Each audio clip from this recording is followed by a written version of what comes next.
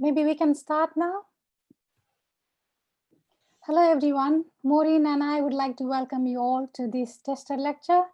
Let me share my screen and I'll go through some slides, introductory slides, before we go on to the presentations. My name is Punam Yadav. I'm a lecturer in humanitarian studies at the Institute for Risk and Disaster Reduction. IRDR has two excellent centers. One of them is called Center for Gender and Disaster. Maureen is the director and I'm the co-director of the center. We recently won a large grant. We will have a lot of interesting projects coming out of that. We are still growing and we aim to bring some more innovative projects in the future. I would like to tell you a little bit more about myself. I consider myself as a practitioner academic. I worked with various NGOs and UN agencies before joining academia. I'm still working in close collaboration with various NGOs in various capacities. I did my master's in education mathematics from Nepal. My second master's was in gender and development studies from the Asian Institute of Technology in Thailand. I did my graduate certificate on conflict transformation from the US and my PhD from the University of Sydney, Australia. I worked at LSE for 3 years as a senior research fellow before joining UCL IRDR. I have published extensively on gender, disaster, and conflict. You can look it up on our website. So this tester lecture is part of our MSc module. This is a new module that we launched last year. I'm the module lead, but Professor Maureen Fordham and I coordinate this module together. We designed this module to meet the gap in the disaster studies. This is the only module, as far as we know, that brings conflict and disaster together and looks at it through a gender lens. Gender is socially constructed rules and norms that are attached to the sexuality of a person. We consider gender as embodiment as well as performative acts in this module. So this module was offered for the first time, which received excellent feedback from our students. So as I said earlier, Maureen and I convene this module. In this module, we look at how conflict and disaster have differential impacts on women, men, and gender minorities. And these differences are not only because of their sexuality, but how the gender is constructed in that particular society. So if you look at the statistics, you will find it's not very difficult to find that more men are dying in war than women.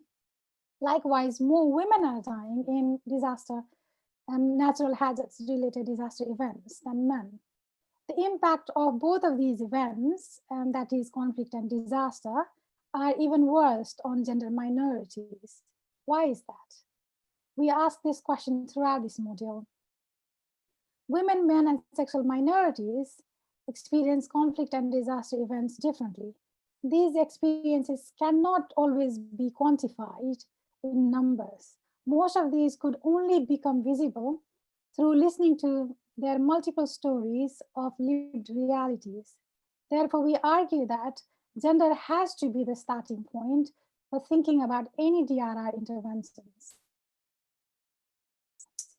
So we discuss theories around disaster risk reduction, conflict transformation, and we critically analyze them through a gender lens in this module. We also discuss various policies and examine them through a gender lens. We invite many experts, academics, and practitioners to give guest lectures in this module, which widens the scope of this module. Therefore, today we will have 4 short presentations, one from each of us, Maureen and I, and there are 2 from our guest lectures to give you a taste of what we cover in this module. First presentation is by Maureen Fordham, who will introduce her lecture in a minute, which will be followed by my presentation where I talk about a case study of how women could benefit from war and why is it necessary to look at women not only as victims, but also as agents of change. This will be followed by, as I said earlier, 2 short presentations by our guest lectures, and then we will open it up for question and answer. Please use the Q&A function to post your question. Please keep the questions, start posting the questions as it comes to your mind. Now, I'd like to hand it over to Professor Maureen Fordham and request her to introduce herself and her presentation for today. Maureen, over to you. Thank you, Punam, and well, welcome everybody, and thank you for joining us. So yes, I'm Maureen Fordham. I've been working in disasters for a very long time, which I will refer to in the recorded piece that's coming up in a moment. But at the moment, our main focus is really on developing the research center and working on this large grant that we have at the moment, the GRIP, Gender Responsive Resilience and Intersectionality in Policy and Practice. And that's taking up a large focus, but actually the center is very busy, and we'll be happy to talk to you about that a little bit more later. My presentation is just a little snapshot of how things were when I got into this whole area. It's not how things are now.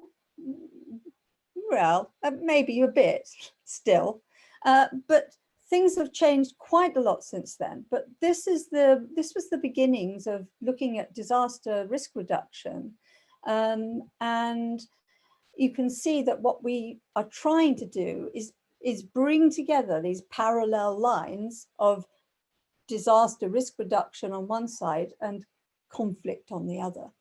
So the two recorded pieces complement each other in that way. So I'll hand over now to our colleague Yasmin, who is going to launch the recorded pieces for you. Please use the Q&A facility and ask questions, and we will be happy to chat with you and answer the questions after the films. Thank you.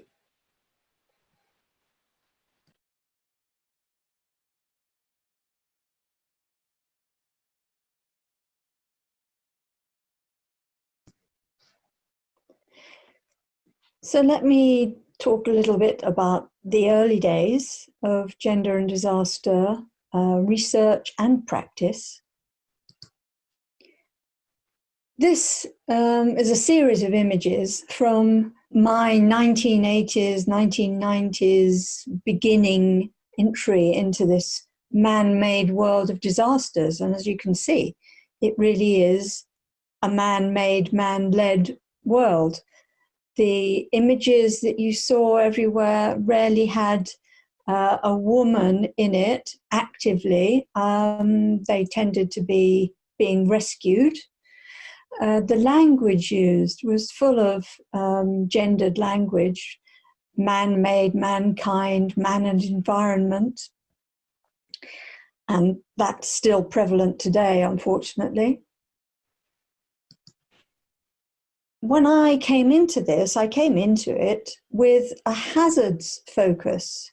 I was working on flood research, and there was very little interest, very little evidence of gender differences in emergencies, particularly in the global north. There were also very few women in emergency and disaster management. And there was little literature or research for us to depend upon.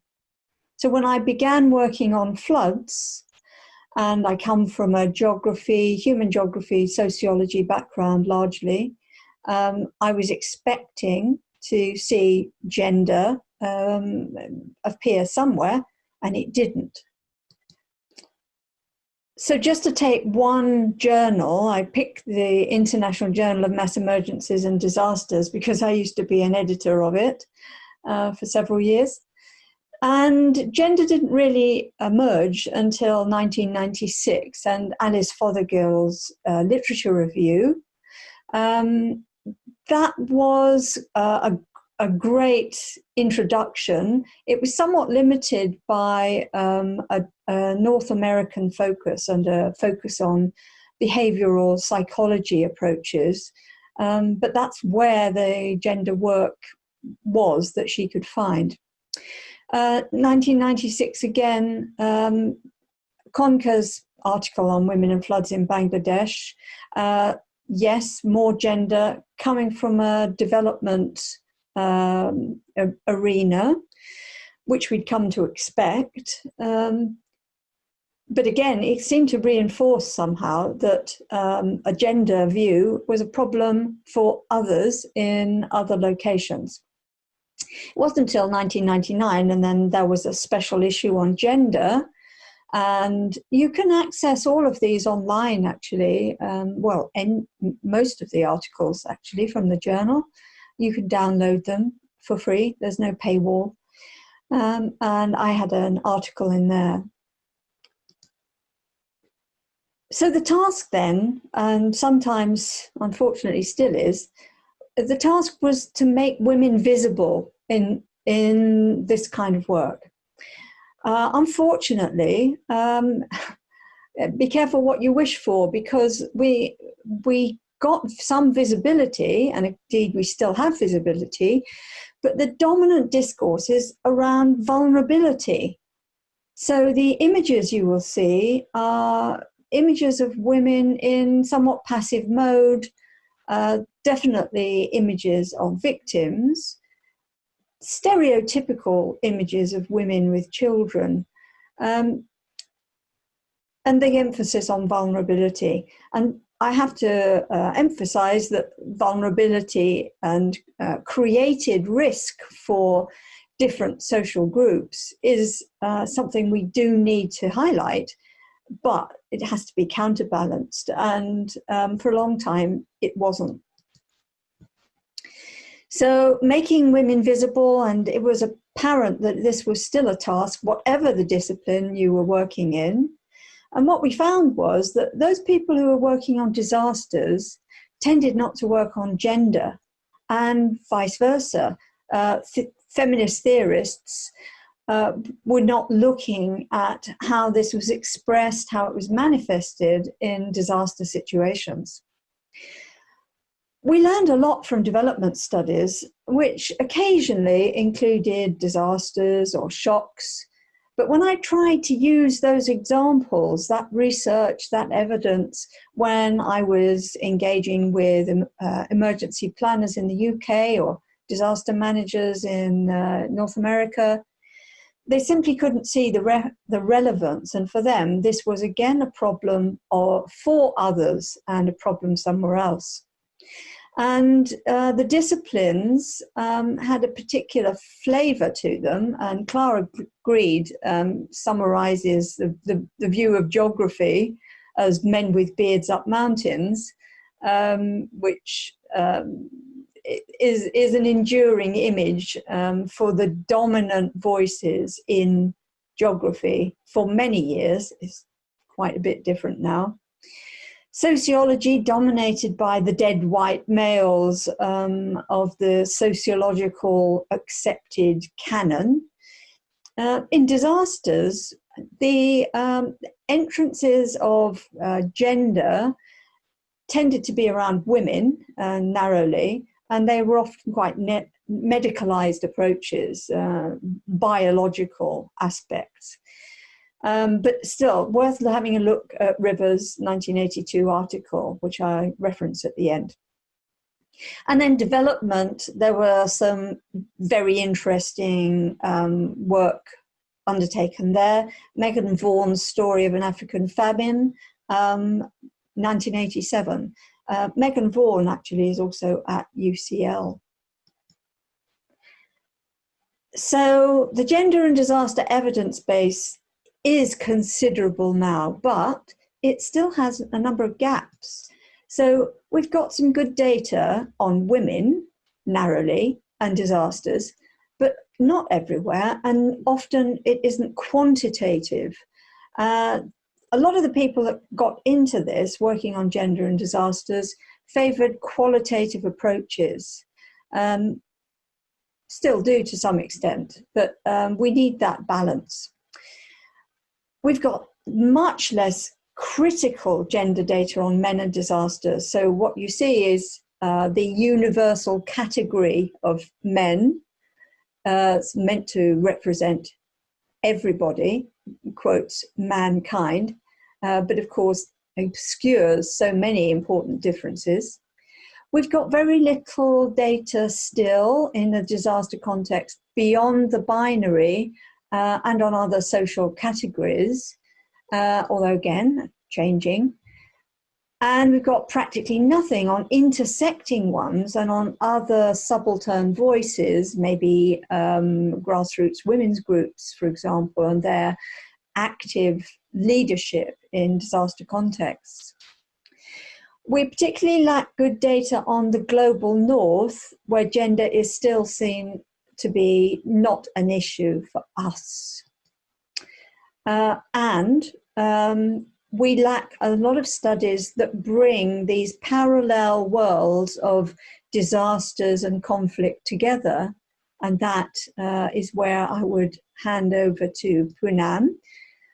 But I'll just point out just some of the references that I mentioned and some of the work that I got involved with, starting in 1995 with a study in Scotland, which looked at the way the flood disasters there were impacting on women in ways that seemed largely invisible and did not appear to influence emergency planning or practice.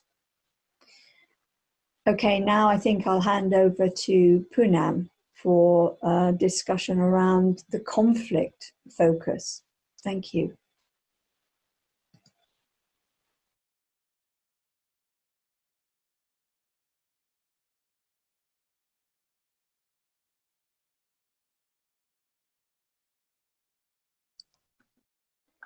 Hello everyone, welcome to this second presentation.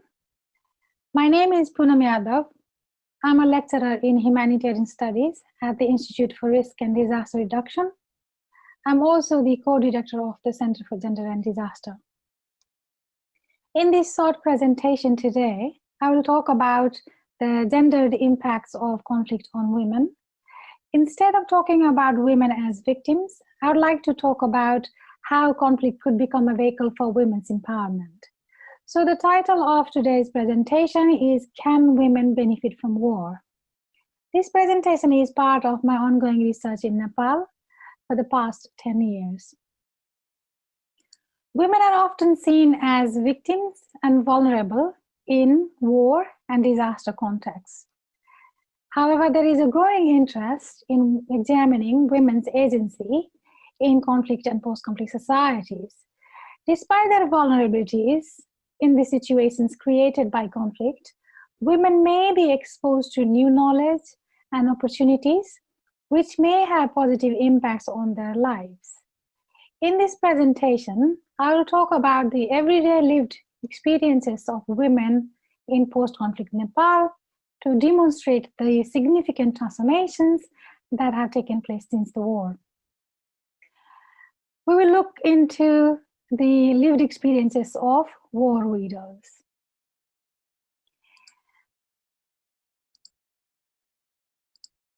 Let me give you a brief background of Nepal. Nepal is a small country in South Asia with 28 million population. It is a highly hierarchical caste-based society. There are 125 caste and ethnic groups in Nepal, and they speak 123 different languages. Most of the people live in rural areas, and the main source of income is still agriculture for many. Despite some significant changes in recent years, patriarchy still plays a significant role in the social organization of Nepal. Since marriage is almost universal, daughters are seen as someone else's property. They will grow, get married, and go to another family. That's the mentality people have. This has a huge impact on their upbringing and what they become in their lives. Since marriage has so much significance, both religiously and culturally, women's identity is associated with the men they marry. In other words, Women's status in the family is secondary to men. The literacy rate among men is higher than women. If you disaggregate the data further, the literacy rate among women from the lower caste is very, very low. Only 1.6% of the Tarai Dalit, who are the lower caste people from the plains of Nepal, have completed their secondary education. There are still many gender discriminatory practices in Nepal. For instance, despite a legal ban, dowry, child marriage are still prevalent. Still over 35% girls are married before they reach 18. Chhaupadi system, a practice where girls have to stay in a small hut during their period every month for 4 days, is still prevalent because menstruation is seen as impure.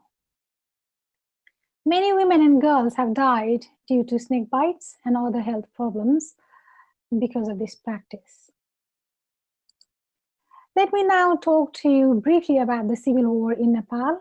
The democracy was established in 1990. People had a lot of hope for a better future from the democratic government.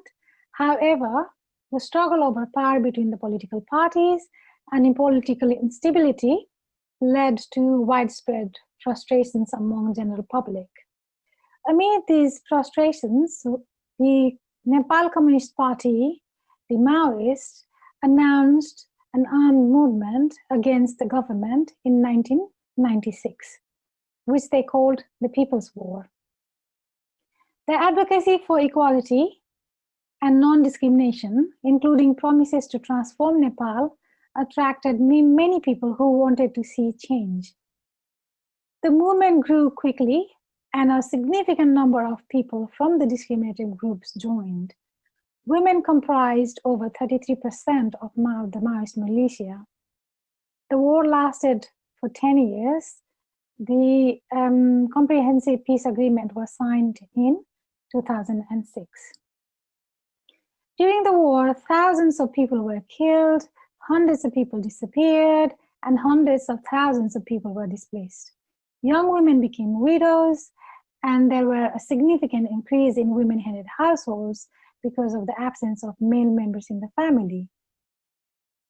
People lost their property, livelihoods, and social networks. Schools and health posts were bombed. The situation became worse after the announcement of state of emergency in 2002. People felt trapped between the two fighting forces and started leaving their villages. As a result, the country saw a huge migration, both internal migration and external migration. Migration that started as a necessity during the war has now become a trend, which has left most of the villages with only women, children, and elderly people. It has been 14 years since the peace agreement. Despite many conflict-related grievances yet to be dealt with, the government has changed its priorities. Two commissions, the Truth and Reconciliation Commission and the Commission of Investigation on Enforced Disappearances, have received over 64,000 complaints, but they are making very slow progress. And the thousands of undocumented IDPs still remain displaced. Political instability, frequent changes to the government have added further complexity to the socio-political scenario of Nepal.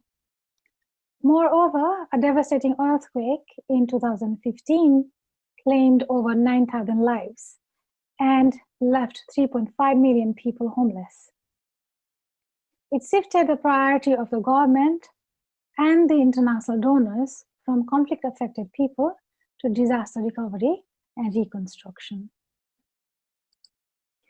However, despite all these negative consequences, conflict has also created a positive space for women to exercise their agency. The changes that people have experienced in Nepal within a few years would have taken several decades if there was no conflict. GDP growth was recorded at 0% in 2016. However, in terms of gender rights and the rights of women, Nepal stands 42nd places higher than its per capita ranking, which suggests that political instability and economic growth are not the main indicators of women's empowerment. I'll now talk about the transformative effects of war. Due to the time limit, I'll just talk about one example of cultural transformation, the transformation of widowhood in Nepal. Prior to the civil war, there were strict rules around widows. If you were married or unmarried, you would wear any color of your choice. There were no restrictions for them. If you were a widow, no matter how young or old you were, you would have to wear a white sari. The pictures that you see here are the Indian actresses. The one in a white sari symbolizes widowhood and sadness, and the one in red color is the auspicious color, and therefore it symbolizes marriage and happiness. The rules were very strict for widows, not just about wearing what color they can wear and cannot, but also what they can eat, where they could go to, and so forth. Women were blamed for their widowhood. They were expected to be loyal to their husbands even after they had died. Widows were not supposed to remarry. All of it was seen as normal. In other words, no one questioned the discriminations that widows were facing. Widow is bidava in Nepali, in which women is seen as those without a husband. There is another word for widows called radi, which is also a synonym for prostitutes. On the one hand, they're expected to be pure. On the other hand, they're seen as a woman who is available for anyone. Whereas none of these applied to men. They were free to remarry after finishing the 13th day of the rituals. During the People's War, thousands of men died. Hence, a large number of women became widows, with over half of them under the age of 40. To help these war widows, some NGOs started working with them. An NGO called Women for Human Rights started a movement called the Red Color Movement. As part of this movement, widows were given red saris, implying that a white sari was a discriminatory cultural practice and that it had no religious significance. Although this movement was not entirely successful because of the backlash from the community, it planted a seed for social transformation. The practice of wearing a white sari had a significant impact on women's lives. In my interviews with them, young widows said they felt insecure and vulnerable in a white sari because they were seen as women without husbands. Hence, they felt increased risk of rape and sexual violence due to the white sari, which symbolized their widowhood. People held different perceptions about them, leading to discriminatory behaviors towards them. Widows expressed that they felt traumatized because the white sari never let them forget their losses. They were also excluded from the public spaces. When widows started gathering and sharing their experiences with the help of some NGOs, they learned that this discrimination was not personal but cultural, which was a starting point for questioning the toxic practice, the taken for granted discriminatory norms, which widows themselves believed. Slowly, they started avoiding white saris and started wearing other colors. Initially, they were criticized and labeled as bad women. However, with the increasing practice and repeated performance of these widows in other colors, it slowly became normal. Now the white sari is no longer mandatory for widows. Their presence in public spaces have also significantly increased. Around the year 2000, the current president of Nepal, who is a widow, was seen on television in a white sari. However, by 2015, she was seen on television wearing different colors.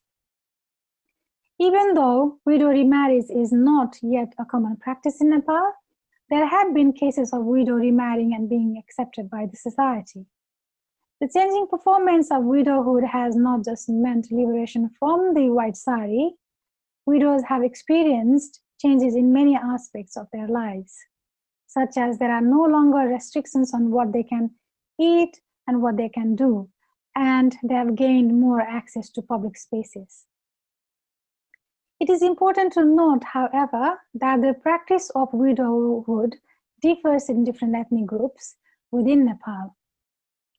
And the experience of widowhood also varies depending on the subject position of each individual in the society, which is influenced by many factors such as their education, economic status, age, family values, and so forth. There have been some changes to the gender discriminatory laws as well in recent years because of a strong women's movement in Nepal. The current civil code, which was introduced in 2017, is seen more progressive in terms of women's rights. Widows had to wait until the age of 16 to be eligible for government allowances, but now they can start receiving the allowance as soon as they become the widows. If a widow remarried before, they had to return the property of the deceased husband to the family, to his family, but that is no longer the case.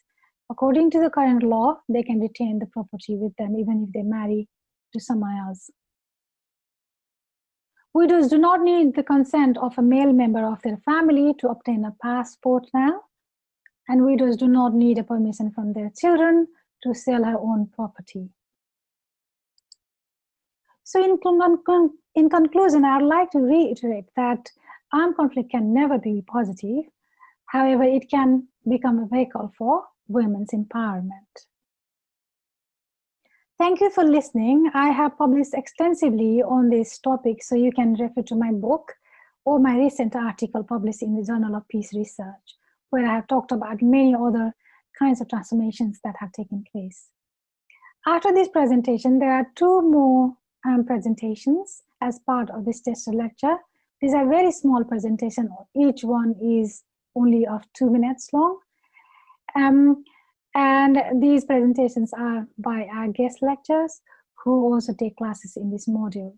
After these two presentations, Maureen and I will be happy to take your questions. Thank you.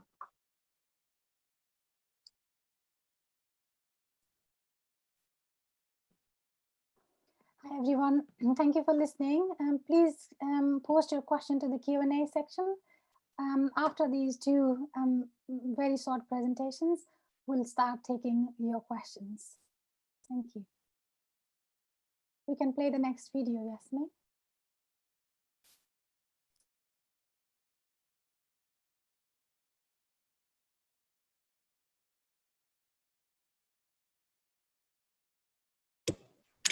Hi everyone. How do we know if project addresses people's needs if they don't use a gender perspective to better understand people's different needs and interests? I'd like to share with you an example of a project which I've been involved with back in 2014 in the Central African Republic.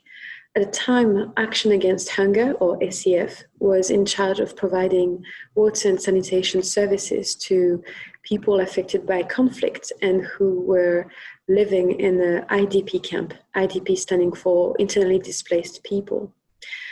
In the camp, ACF established those toilets that you see on the right-hand side of the picture, or latrines.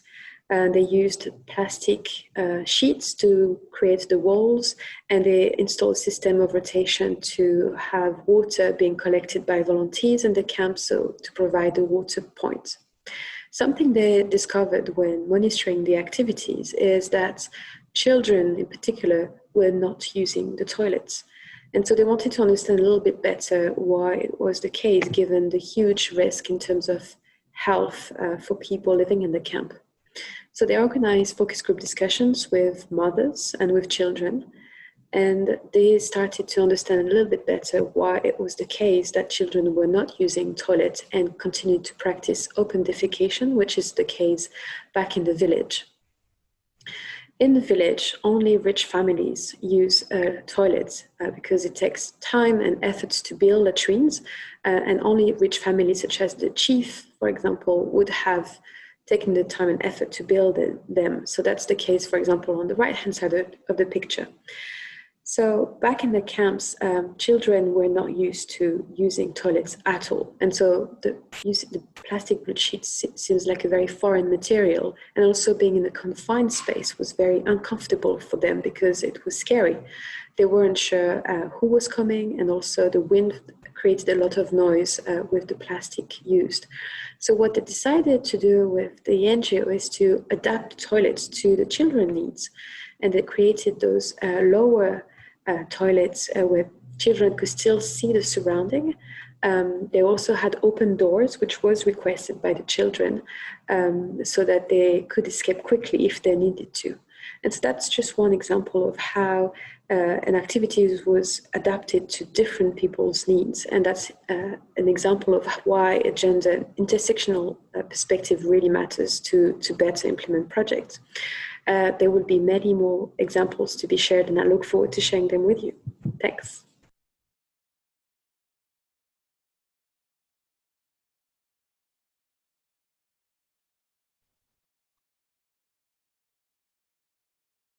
Hello, I'm Kevin Blanchard, and I'll be using my 2 minutes to talk to you about the linkages between the No Natural Disasters campaign, LGBTQI people in disasters, and more generally, why the use of natural to describe disasters is especially bad for marginalized or vulnerable populations.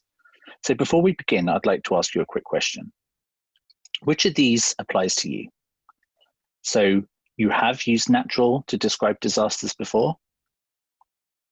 You've never used natural to describe disasters before? Or you can't remember and you don't know? Well, either way, any of those answers is fine. I certainly, in the past, before I learned about the No Natural Disasters campaign, had used natural to describe these events. So on with the presentation. So for those of you who don't know, the No Natural Disasters campaign is run by a group of students, academics, practitioners, policymakers who use online platforms such as Twitter to explain that using natural to describe a disaster is incorrect. Whilst there are hazards that are natural, the resulting disasters are caused by our own cultural, economic, planning, and policy decisions that mean when a hazard impacts on a poorly prepared, designed, or equipped community, that's when it becomes a disaster. Now, in terms of LGBTQI plus people, and more broadly, anyone else who is marginalized in general society, by classifying a disaster as natural, we're effectively allowing people in positions of power to continue to force marginalized groups to live in vulnerable or risk-prone conditions. It's no coincidence that the most vulnerable in our day-to-day society are also the most vulnerable to the impacts of a disaster. And by continuing to label disasters as natural, we're stripping those stories of their social, political, environmental, and economic context, one where injustice is pervasive. So in conclusion, the term natural disaster isn't only incorrect, it's also a barrier in achieving a greater level of preparedness and resilience for all in society. Thank you very much.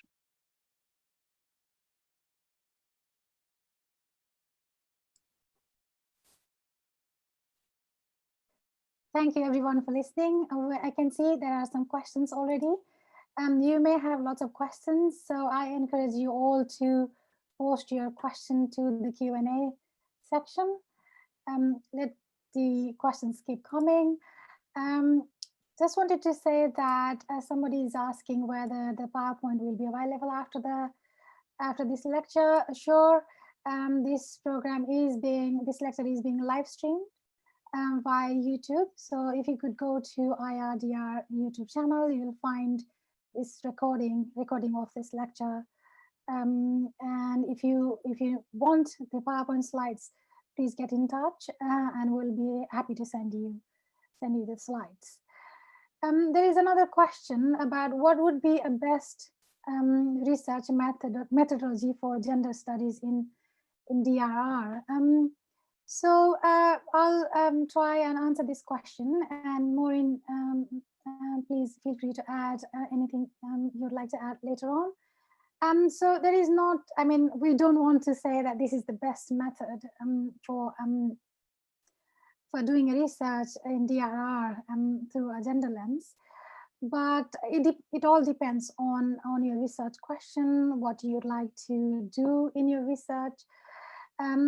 But what we also advocate, because we talk about the lived reality, lived experiences, those complex nuances that are often difficult to capture in quantitative studies through numbers, we encourage our students to use mixed methods. So use some qualitative methods such as focus group discussion, in-depth interviews, semi-structured questionnaires, and also do the quantitative if they are keen on knowing the number of people said this, if they're keen on the numbers as well. So you can use mixed methods. You can also decide to just use qualitative methods. It is entirely up to you and the research methods that you, the research question you have. There is a second question. Maureen, would you like to respond to that? Sure. It was the case, I think, that a lot of people who began work on gender and disasters worked in a qualitative mode, because we were still discovering what were the questions we should be asking, what were the issues that should be emerging. And quantitative approaches, of course, they work better when you have some idea of what the answers are going to be, because then you can set very good questions. But if you don't really know what the issues are, then what typically happens is people assume you can just have any question, and as long as you have a sex variable, tick the box male or female, and it's usually binary in that sense, then you will come to the difference. But actually that doesn't happen. And so a lot of quantitative studies will often say there were no gender differences. Well, actually they weren't really doing a critical gender analysis in that piece of work. They were just adding in this binary sex variable. You have to know what comes around the outside of it. You have to know the context. You have to know something about the meaning and what the larger issues are to really know what kind of question to ask. But we do need those numbers, because particularly for policymakers, it's the large numbers that really make a difference. So when, as Punam highlighted in her presentation, when it emerged from Oxfam's work after the 2004 tsunami in South Indian Ocean, that in some locations there were very large numbers of women dying. That then encouraged people to ask a lot of questions that they hadn't asked before. Why was that the case? That stimulated a lot of interest, a lot of concern, and a lot of follow-up research. And it was really the numbers there that were really stimulating that. So it's important that we have more quantitative studies that are really informed in this critical analytical way, and not just dropping in this binary sex variable and hoping some difference is going to emerge, because often it doesn't. There is another question about LGBTQ community. How can we protect LGBT community during disaster and conflict? I mean, first of all, we need to understand what the needs are.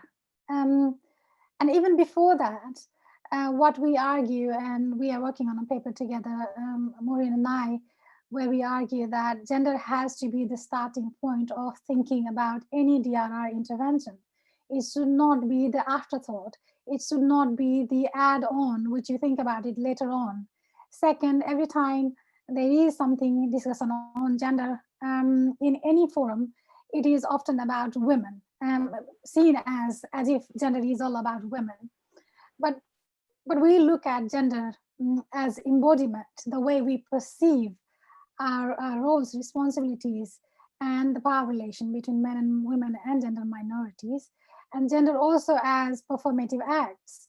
So first of all, in order to address the needs of LGBTQI community, we need to understand the unequal power relations within our society, and how that has impact on how one is going to experience disaster and conflict. Once we have that framing as a starting point, then we'll be able to see the differential impacts of these events on men, women, and gender minorities. Once we have an understanding of how these events are experienced, felt by different groups, then we'll be able to design interventions that are suited for this group of people. So understanding their needs, understanding gender as social construction is the key to address the needs of the LGBTQI community, women and men in disaster and conflict context. Maureen, did you want to add anything to that? Sure. I think this question, it's an important question, but it tends to push us towards assuming that we know best. And as a cis woman, I don't necessarily know. And for any marginalized or excluded group, whoever they might be, you need to ask them what they think is going to make them safe or less vulnerable. So it would be important to really go to the people themselves rather than speaking on behalf of other groups.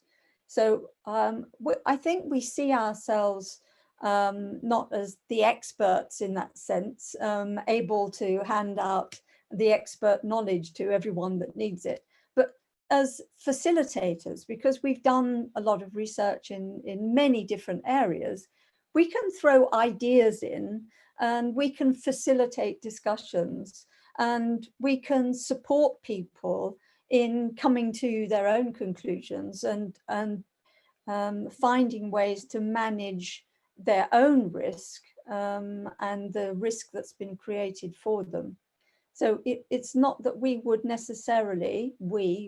write a checklist of what would make people in certain social groups more secure. We need to find out from them themselves. There is another question about women, not just as victims, but also active actors. And the question is about, are there any challenges in communicating these results to the global network that still focuses on vulnerability and sees women as passive victims? I have had that experience, and I'm still, every time I present my results and my argument, I'm faced with this question. And most of the questions are about whether women are going to be pushed back to the kitchen or to their previous roles once the situation gets back to normal. So in this, I'd like to say that, there are two biases. One is the bias that we have in our own perception and the analytical tool that we use to analyze conflict and disaster context. Another thing is that we somehow recognize the agency of women, but this agency is perceived from the victimhood point of view. So yes, these women have the agency, but they are still the victims. Because they are still the victims, they do have the agency, but these agencies are taken back when the situation is back to normal. So, the notion of agency still needs more thinking in conflict and disaster studies. Agency is not given to somebody. Agency is exercised by the individual, and it depends on their own circumstances, how they would like to execute and perform their agency, and how they're going to experience in that particular event. So we need a little bit more thinking about, much more thinking about what agency is, and how it has been conceptualized so far, and where are the gaps. So I'd like to add to that, Punam, which is another way our aims get thwarted somehow. For example, where we have pushed for more recognition of women, and that's really where the tradition has begun and been strongest. We're much broader than that now, but particularly for women, where we've pushed for them to have more recognition, and particularly more recognition of the way they can contribute. This has had sometimes a negative effect, which is what Sarah Bradshaw and Sylvia Chant have talked about in terms of the feminization of responsibility. So it's actually just loaded more things onto women to give them a role in maybe local committees, etc. So we have to be aware of how we may be overloading particular groups who already are struggling with managing a quite diverse range of responsibilities. And now, in the name of creating agency, we're now giving them something else to do. So it's really about the equality of opportunity to take part in discussions and decision making around those matters that affect oneself, whoever that self is.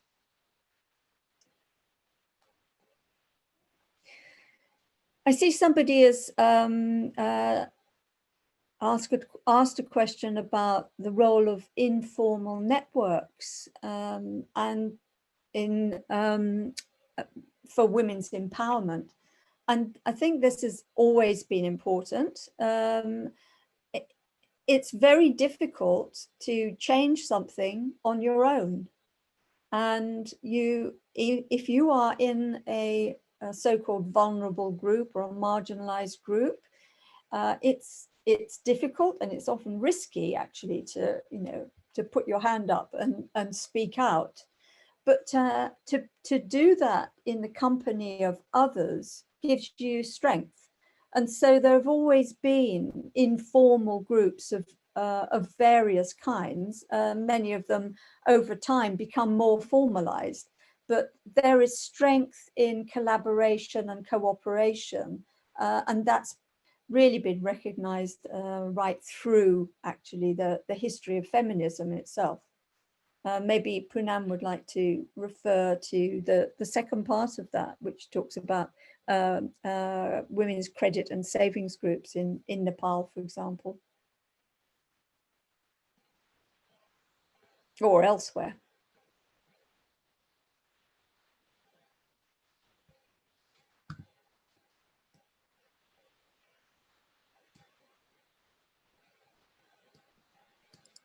Sorry, yeah, I was reading up some of the questions. You're reading the questions. So yeah, there are many questions. So in order to just, because we do not have much time left, let's try and be as inclusive as possible. So there is a question about whether the center has done any research on gender perspective in private sector involvement in disaster management, which is mostly man-made. So, I mean, so far the center has not done any study with the private sector who are involved in disaster management. Maureen, did you have any experience with that? We haven't really started work on that yet, but I think it's likely that it will merge as one topic in the work that we do on the GRIP project, the Gender Responsive Resilience and Intersectionality in Policy and Practice. And we can discuss more about that. We will be discussing more about that in our course, but you can also contact us and find some more information on that.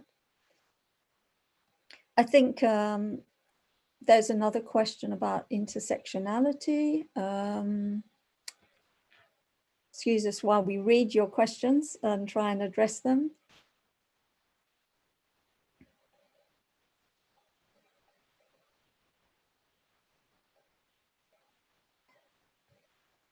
How do you ensure to represent and address intersectionality in research? I think this is one of the new major challenges for us, which is how to deal with intersectionality. And for many people, they see it as an additive issue. So you start with women, then you add men, then you add some sexual minorities, then you add race, then you add age. And they're not really looking at the relations between them and the power play and the difference it makes when you look not just at the intersections, to take Kimberly Crenshaw's word and approach, but you look at it in this decolonial way of fusion of these different kinds of categories. But for when you get down to the practice level or the policy level, then many people throw their hands up because they can't deal with all of the complexity. They see it as, okay, first you're asking us to look at women, now you want us to look at disability, then you want to add this and this and this. They cannot see how to see a person in a holistic way, and how to see the way these different characteristics within their total identity can sometimes mean that there's a kind of exponential increase in the risks that they face or their vulnerability. But there's no, we can't say, well, you do this, this, and this. There's no simple checklist at this moment. The approaches are all quite contextual and still being developed. That sounds like a bit of kind of avoiding the answer, but I think it's a reflection of how we try to cope with a new challenge.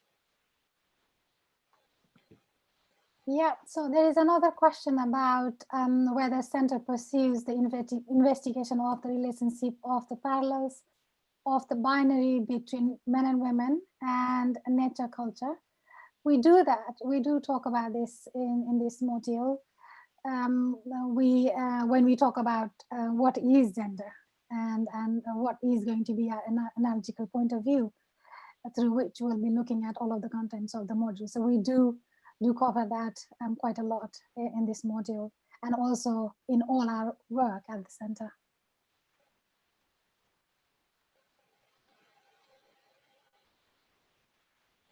So I think we have covered most of the questions.